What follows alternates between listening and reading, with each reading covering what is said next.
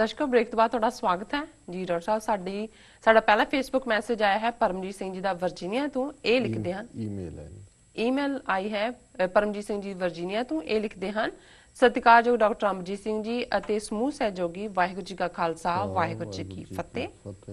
ਹਾਲ ਹੀ ਵਿੱਚ ਪਿਸ਼ਾਵਰ ਪਾਕਿਸਤਾਨ ਵਿੱਚ ਹੋਏ ਅਤ ਦਰਦਨਾਕ ਤੇ ਘਿਨੌਣੇ ਹਾਦਸੇ ਨੇ ਦੁਨੀਆ ਨੂੰ ਹਿਲਾ ਕੇ ਰੱਖ ਦਿੱਤਾ ਹੈ।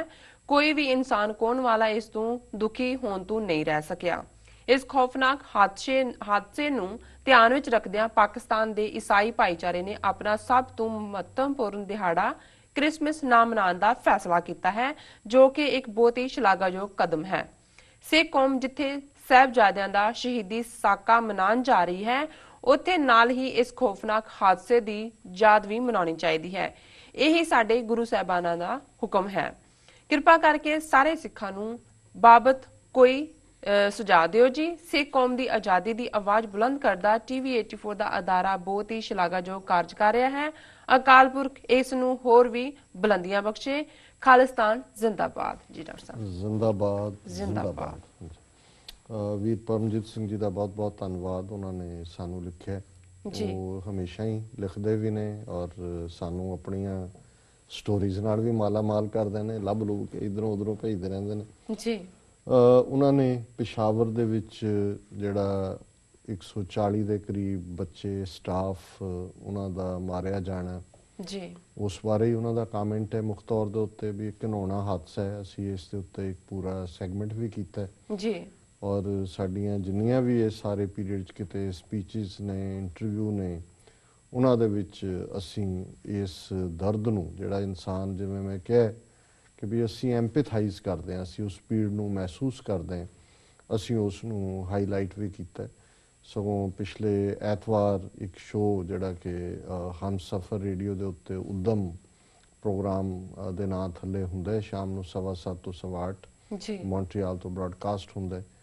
ਉਸ ਦੇ ਵਿੱਚ ਇੱਕ ਪਾਕਿਸਤਾਨੀ ਕਾਲਰ ਵੀਰ ਜਿਹੜੇ ਕਿ ਅਕਸਰ ਕਾਲ ਕਰਦੇ ਨੇ, ਬੜੇ ਨੌਲੇਜੇਬਲ ਵੀ ਨੇ ਸਾਊਥ ਏਸ਼ੀਅਨ ਸੀਨ ਦੇ, ਪਰ ਕਈ ਵਾਰ ਜਦੋਂ ਅਸੀਂ ਇਸ ਕਿਸਮ ਦੇ ਦੁਖਾਂਤ 'ਚ ਵੀ ਕੋਈ ਨਾ ਕੋਈ ਆਪਣੀ ਸਿਆਸੀ ਥਿਊਰੀ ਨੂੰ ਜਸਟੀਫਾਈ ਕਰਦੇ ਹਾਂ ਜਾਂ ਪ੍ਰਮੋਟ ਕਰਦੇ ਹਾਂ ਜਾਂ ਤਾਲਿਬਾਨ ਨੂੰ ਜਸਟੀਫਾਈ ਕਰਦੇ ਹਾਂ ਜਾਂ ਉਹਨਾਂ ਦੇ ਐਕਸ਼ਨ ਨੂੰ ਕਰਦੇ ਹਾਂ, ਤਾਂ ਫਿਰ ਇਸ ਗੱਲ ਦਾ ਸਾਨੂੰ ਦੁੱਖ ਵੀ ਹੁੰਦਾ ਹੈ ਕਿ ਵੀ ਕਈ ਚੀਜ਼ਾਂ ਨੇ ਜਿਨ੍ਹਾਂ ਦੇ ਵਿੱਚ ਤੁਸੀਂ ਸਿਆਸਤ ਤੋਂ ਪਾਸੇ ਜਾ ਕੇ ਦੇਖਦੇ ਹੋ। 19 ਘੜੀ ਲਈ ਤੁਸੀਂ ਬਾਕੀ ਉਹਦੇ ਪਿੱਛੇ ਕੌਣ ਹੈ, ਫੌਜ ਨੇ ਕੀ ਕੀਤਾ ਹੈ, ਦੂਜਿਆਂ ਨੇ ਕੀ ਕੀਤਾ ਹੈ, ਜਿਵੇਂ ਕਿਹਾ ਜਾਂਦਾ ਵੀ two wrongs don't make a right, ਕਿ ਜੇ ਇੱਕ ਨੇ ਗਲਤੀ ਕੀਤੀ ਹੈ ਦੂਜੇ ਨੇ ਕੀਤੀ ਹੈ, ਉਹਦੀ ਕੋਈ ਜਸਟੀਫਿਕੇਸ਼ਨ ਨਹੀਂ। ਜਿਹੜੇ ਬੱਚੇ ਉਸ ਜ਼ੁਲਮ ਦਾ ਸ਼ਿਕਾਰ ਹੋਏ, ਜਿਹੜੇ ਮਾਪਿਓ ਜਿਨ੍ਹਾਂ ਨੇ ਉਹਨਾਂ ਨੂੰ ਸਕੂਲ ਤੋਰਿਆ, ਜਿਨ੍ਹਾਂ ਦੇ ਸਾਹਮਣੇ ਇੱਕ ਫਿਊਚਰ ਸੀ, ਉਹਨਾਂ ਨੂੰ ਖਤਮ ਕਰਨਾ ਔਰ ਮਿੱਥ ਕੇ ਕਰਨਾ, ਔਰ ਪੂਰਾ ਜਿਹੜੇ ਬੰਦੇ ਨੇ ਉਹ 6-7 ਤੋਂ ਲੱਗੇ ਨੇ ਆਡੀਟੋਰੀਅਮ 'ਚ ਮਾਰ ਰਹੇ ਨੇ, ਪਿੱਛੇ ਉਹਨਾਂ ਦਾ ਕੰਟਰੋਲ ਰੂਮ ਹੈ, ਉਹਨਾਂ ਨੂੰ ਦੱਸ ਰਹੇ ਨੇ ਜੀ ਸਾਰੇ ਮਾਰਤੇ ਆ, ਹੁਣ ਕੀ ਕਰੀਏ। ਸੋ ਇਹਦੀ ਕੋਈ ਜਸਟੀਫਿਕੇਸ਼ਨ ਨਹੀਂ, ਕੋਈ ਨਿਆਂ ਸੰਗਤਤਾ ਨਹੀਂ। ਔਰ ਮੈਂ ਸਮਝਦਾ ਵੀ ਇਕੱਲਾ ਮੈਂ ਹੀ ਨਹੀਂ, ਜਿੱਥੇ ਵੀ ਮੈਂ ਦੇਖਿਆ ਕੋਈ ਐਸਾ ਸਿੱਖ ਰਸਾਲਾ, ਮੈਗਜ਼ੀਨ, ਅਖਬਾਰ, ਕੋਈ ਥਾਂ ਨਹੀਂ ਹੈ ਜਿੱਥੇ ਕਿ ਇਸ ਦਾ ਨੋਟਿਸ ਨਾ ਲਿਆ ਗਿਆ ਹੋਏ, ਇਸ ਦੇ ਉੱਤੇ ਜਿਹੜਾ ਅਫਸੋਸ ਨਾ ਕੀਤਾ ਗਿਆ ਹੋਏ। ਗੁਰਦੁਆਰਿਆਂ 'ਚ ਵੀ ਇਸ ਦੀ ਚਰਚਾ ਹੋਈ ਔਰ ਲਗਾਤਾਰਤਾ ਦੇ ਨਾਲ ਹੋ ਰਹੀ ਹੈ। ਮੇਰੀਆਂ ਆਲਮੋਸਟ ਹਰ ਸਪੀਚ ਦਾ ਇੱਕ ਹਿੱਸਾ ਹੁੰਦਾ ਹੈ ਇਹ ਦੱਸਣ ਦੇ ਲਈ ਕਿ ਵੀ ਅਲਟੀਮੇਟਲੀ ਜਿਹੜਾ ਜਦੋਂ ਅਸੀਂ ਧਰਮ ਯੁੱਧ ਦੇ ਹਵਾਲੇ ਨਾਲ ਵੀ ਗੱਲ ਕਰਦੇ ਹਾਂ ਜੀ, ਹੁਣ ਇਹੀ ਜਿਹੜੇ ਦਿਨ ਚੱਲ ਰਹੇ ਨੇ, ਵੱਡੇ ਸਾਹਿਬਜ਼ਾਦਿਆਂ ਦਾ ਸ਼ਹੀਦੀ ਦਿਨ ਸੀ 21 ਤਰੀਕ ਨੂੰ, ਆਉਣ ਵਾਲੇ 28 ਤਰੀਕ ਨੂੰ ਜਿਹੜਾ ਛੋਟੇ ਸਾਹਿਬਜ਼ਾਦਿਆਂ ਦਾ ਸ਼ਹੀਦੀ ਦਿਨ ਮਨਾਇਆ ਜਾ ਰਿਹਾ, ਔਰ ਅਸੀਂ ਉਸ ਹਵਾਲੇ ਨਾਲ ਹਮੇਸ਼ਾ ਹੀ ਇਹ ਗੱਲ ਬਾਰ-ਬਾਰ ਦੁਹਰਾਉਂਦੇ ਹਾਂ ਕਿ ਭਾਈ ਨਵਾਬ ਮਲੇਰਕੋਟਲਾ ਜਿਹੜਾ ਸਾਨੂੰ ਕਦੇ ਨਹੀਂ ਭੁੱਲਿਆ ਹੈ ਕਿ ਉਹਨੇ ਹਾਂ ਦਾ ਨਾਰਾ ਮਾਰਿਆ, ਲਗਭਗ 2 ਸਦੀਆਂ ਉਸ ਦੀ ਰਿਆਸਤ ਵੱਲੋਂ ਬਿਲਕੁਲ ਸਿੱਖ ਰਿਆਸਤਾਂ ਦੇ ਆਲੇ ਦੁਆਲੇ ਬੈਠਾ ਸੀ, ਕਿਸੇ ਨੇ ਨਜ਼ਰ ਪੱਟ ਕੇ ਨਹੀਂ ਦੇਖਿਆ ਜੀ। 10ਵੇਂ ਪਾਤਸ਼ਾਹ ਨੇ ਵੀ ਉਹਨਾਂ ਦੇ ਪਰਿਵਾਰ ਨੂੰ ਹੁਕਮਨਾਮਾ ਦਿੱਤਾ ਸੀ, ਉਹਨਾਂ ਦੀ ਜਿਹੜੀ ਇਹ ਸੇਵਾ ਦੀ ਸ਼ਲਾਘਾ ਕਰਦੇ ਆ। ਔਰ 1947 ਦੇ ਪਾਗਲਪਨ ਦੇ ਦੌਰ 'ਚ ਵੀ ਕੋਈ ਉੱਥੇ ਜਿਹੜਾ ਮੁਸਲਮਾਨਾਂ ਦਾ ਨੁਕਸਾਨ ਨਹੀਂ ਹੋਇਆ।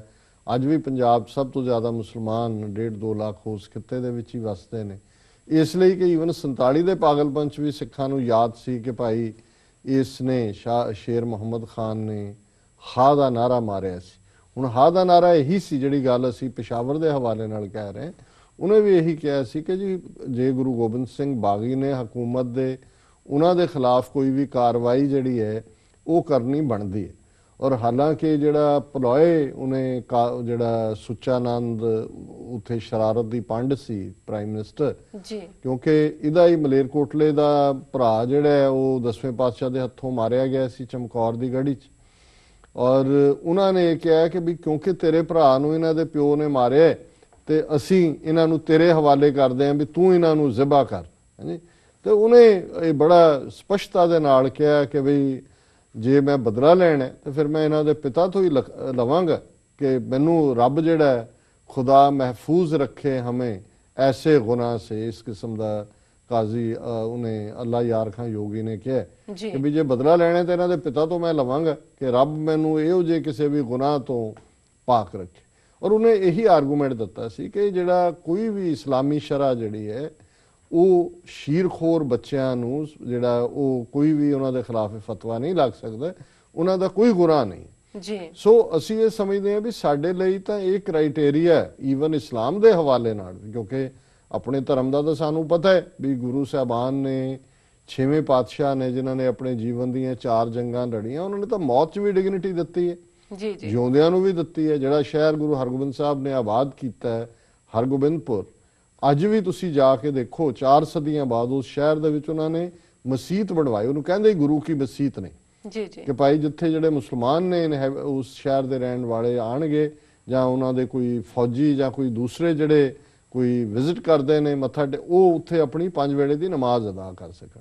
ਔਰ 47 ਦੇ ਦੌਰ 'ਚ ਬੇਸ਼ੱਕ ਬਹੁਤੇ ਮੁਸਲਮਾਨ ਪਾਕਿਸਤਾਨ ਚਲੇ ਗਏ, ਉਹਦੀ ਸੇਵਾ ਸੰਭਾਲ ਨਿਹੰਗ ਸਿੰਘਾਂ ਨੇ ਕੀਤੀ ਔਰ ਹੁਣ ਉਹਨੂੰ ਰੈਨੋਵੇਟ ਕਰਕੇ ਮੁਸਲਮਾਨਾਂ ਦੇ ਹਵਾਲੇ ਕੀਤਾ ਸੀ ਔਕਾਫ ਬੋਰਡ ਦੇ। ਤਾਂ ਉਹਨਾਂ ਨੇ ਵੀ ਕਿਹਾ ਸਿੱਖਾਂ ਨੂੰ ਕਿ ਨਹੀਂ ਜੀ ਇਹ ਤਾਂ ਤੁਸੀਂ ਸਾਂਭੀ ਹੈ ਔਰ ਇਹਦੀ ਸੇਵਾ ਸੰਭਾਲ ਤੁਸੀਂ ਕਰੋ। ਉਹਨੂੰ ਅੱਜ ਵੀ ਗੁਰੂ ਕੀ ਮਸਜਿਦ ਕਹਿੰਦੇ ਨੇ ਜੀ। ਔਰ ਜੇ 4 ਜੰਗਾਂ ਲੜੀਆਂ, ਲੜਾਈ ਦੇ ਖਾਤਮੇ ਦੇ ਵੇਲੇ 10ਵੇਂ ਪਾਤਸ਼ਾਹ ਦਾ ਸੀ ਕਿ ਭਾਈ ਪਛਾਣੋ ਜਿਹੜੇ ਸਿੱਖ ਸਿਪਾਹੀ ਮਾਰੇ ਗਏ ਨੇ ਉਹਨਾਂ ਦੀਆਂ ਡੈੱਡ ਬਾਡੀਜ਼ ਇਕੱਠੀਆਂ ਕਰਕੇ ਸੰਸਕਾਰ ਕੀਤਾ ਜਾਂਦਾ ਸੀ, ਜਿਹੜੇ ਮੁਸਲਮਾਨ ਮਰੇ ਨੇ ਉਹਨਾਂ ਨੂੰ ਦਫਨਾਇਆ ਗਿਆ। ਸੋ ਸਾਡੇ ਲਈ ਤਾਂ ਜੰਗ ਦੇ ਜਾਂ ਜਦੋਂ ਫਾਈਟ ਹੈ ਬੇਸ਼ੱਕ ਕਿੰਨੀਆਂ ਵੀ ਬਿਟਰਨੈਸਿਸ ਹੋਣ ਸਾਡੇ ਲਈ ਤਾਂ ਉਹ ਹੈ ਹੀ ਹੈ, ਪਰ ਕਿਉਂਕਿ ਸਾਨੂੰ ਸ਼ੇਰ ਮੁਹੰਮਦ ਖਾਨ ਦੇ ਰੂਪ 'ਚ ਇਸਲਾਮ ਦੇ ਇੰਟਰਪ੍ਰੀਟੇਸ਼ਨ ਸਮਝ ਆਈ ਹੈ ਸ਼ਰੀਅਤ ਦੀ ਕਿ ਤੁਸੀਂ ਬੇਗੁਨਾਹ ਬੱਚਿਆਂ ਨੂੰ ਸਜ਼ਾ ਨਹੀਂ ਦੇ ਸਕਦੇ ਸ਼ਰੀਅਤ ਦੇ ਥੱਲੇ, ਔਰ ਅਸੀਂ ਉਸੇ ਦੀ ਐਡਵੋਕੇਸੀ ਕਰਦੇ ਹਾਂ ਕਿ ਭਾਈ ਉਹ ਫੌਜੀਆਂ ਦੇ ਬੱਚੇ ਹੋ ਸਕਦੇ ਨੇ, ਫੌਜੀ ਤੁਹਾਡੇ ਤੇ ਕਰਦੇ ਨੇ, ਤੁਸੀਂ ਫੌਜੀ ਅਟੈਕ ਕਰਦੇ ਹੋ, ਸਾਨੂੰ ਉਹਦੇ ਤੇ ਕੋਈ ਹਿਰਖ ਨਹੀਂ ਹੈ ਜੀ, ਲੇਕਿਨ ਉਹਨਾਂ ਬੱਚਿਆਂ ਨੂੰ ਮਾਰਨਾ ਇਹ ਜਿਹੜਾ ਇਹ ਬਿਲਕੁਲ ਬਰਦਾਸ਼ਤ ਨਹੀਂ ਕੀਤਾ ਜਾ ਸਕਦਾ ਔਰ ਸਾਰੀ ਸਿਵਲਾਈਜ਼ਡ ਸੁਸਾਇਟੀ ਨੇ ਉਹਨੂੰ ਕੰਡੈਮ ਕੀਤਾ। ਬਾਕੀ ਜਿਹੜਾ ਜਿਵੇਂ ਉਹਨਾਂ ਨੇ ਕਿਹਾ ਕਿ ਭਾਈ ਉਹਨੂੰ ਸਿੱਖ ਦੇਖੋ ਜਦੋਂ ਕੋਈ ਓਕੇਜ਼ਨ ਹੁੰਦਾ ਹੈ ਕੈਂਡਲ ਲਾਈਟ ਵਿਜਲ ਨੇ ਦੂਜੇ ਨੇ ਉਹ ਪਾਰਟਿਸਿਪੇਸ਼ਨ ਹੋਈ ਹੈ। ਬਾਕੀ ਮੈਂ ਨਹੀਂ ਸਮਝਦਾ ਕਿ ਬਾਕੀ ਜਿਹੜੇ ਤੁਹਾਡੇ ਆਪਣੇ ਹਿਸਟੋਰੀਕਲ ਓਕੇਜ਼ਨਸ ਨੇ ਉਹਨਾਂ ਦੇ ਨਾਲ ਜ਼ਿਕਰ ਤਾਂ ਹੋਏਗਾ, ਜਿੱਥੇ ਵੀ ਸਾਹਿਬਜ਼ਾਦਿਆਂ ਦੀ ਸ਼ਹੀਦੀ ਦਾ ਜ਼ਿਕਰ ਹੁੰਦਾ ਹੈ ਉੱਥੇ ਅੱਜ ਦੇ ਹਾਲਾਤ ਕੀ ਨੇ ਔਰ ਕਿਵੇਂ ਜ਼ੁਲਮ ਹੋ ਰਿਹਾ ਸੀ ਆਪਣੇ ਸ਼ਹੀਦਾਂ ਨੂੰ ਵੀ ਨਵੰਬਰ 84 'ਚ ਜੂਨ 84 'ਚ ਕਿਵੇਂ ਮਾਸੂਮ ਬੱਚੇ ਮਾਰੇ ਗਏ, ਬੀਬੀਆਂ ਮਾਰੀਆਂ ਗਈਆਂ, ਉਹਨਾਂ ਨੂੰ ਲਗਾਤਾਰਤਾ ਦੇ ਨਾਲ ਯਾਦ ਕਰਦੇ।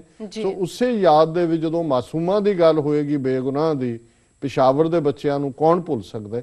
ਸੋ ਮੈਂ ਸਮਝਦਾ ਮੈਂ ਇਹਨਾਂ ਦਾ ਬਹੁਤ ਬਹੁਤ ਧੰਨਵਾਦ, ਇਹਨਾਂ ਨੇ ਟੀਵੀ 84 ਦੀ ਵੀ ਸ਼ਲਾਘਾ ਕੀਤੀ ਹੈ ਜੀ ਔਰ ਮੈਂ ਸਮਝਦਾ ਵੀ ਇਹ ਵੀ ਆਪਣੇ ਤੌਰ ਤੇ ਟੀਵੀ 84 ਦੀ ਸੇਵਾ ਕਰਦੇ ਨੇ ਜਦੋਂ ਕਿ ਸਾਨੂੰ ਜਿਹੜੀਆਂ ਨੇ ਖਬਰਾਂ ਵੀ ਭੇਜਦੇ ਨੇ ਜੀ। ਸੋ ਇਹਨਾਂ ਦਾ ਬਹੁਤ ਬਹੁਤ ਧੰਨਵਾਦ ਜੀ। ਡਾਕਟਰ ਸਾਹਿਬ ਸੁਣਾ ਲੈਣੇ ਬ੍ਰੇਕ। ਵੀਅਰਸ ਦੋਸਤਾਨਾ ਇਸ ਤਰ੍ਹਾਂ ਬਣੇ ਰਹੋ, ਮਿਲਦੇ ਆ ਛੋਟੇ ਕਮਰਸ਼ੀਅਲ ਬ੍ਰੇਕ ਤੋਂ ਬਾਅਦ।